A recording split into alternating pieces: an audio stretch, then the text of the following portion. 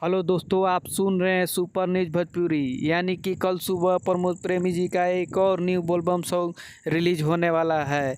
सृष्टि music YouTube channel के माध्यम से आप लोग का सुनने को मिलेगा। इसका गाना का नाम है जुल्फिया ए भोला जी, और इसको गाना लिखे हैं शौलेश राज यादव, संगीत दिए हैं आर्या शर्मा जी। सृष्टि म्यूजिक यूट्यूब चैनल के माध्यम से आप लोग का कल सुबह 6:30 बजे रिलीज होगा। इस चैनल को सब्सक्राइब कीजिए और लाइक कीजिए, शेयर कीजिए और खूब सारा आशीर्वाद बनाए रखें। और इस गाने के माध्यम से आप लोग को न्यूज़ के माध्यम से न्यू अपडेट प्रमोद प्रेमी जी का मिलता रहेगा। आप लोग इस चैनल को खूब सारा आशीर्वाद दीजिए। प्रमोद प्रेमी जी का खूब वायरल सॉन्ग होता है, यानी कि बोलबम सॉन्ग में ग्राउंड लेवल पर बजता है। प्रमोद प्रेमी जी का अपना प्यार आशीर्वाद बनाए रखे।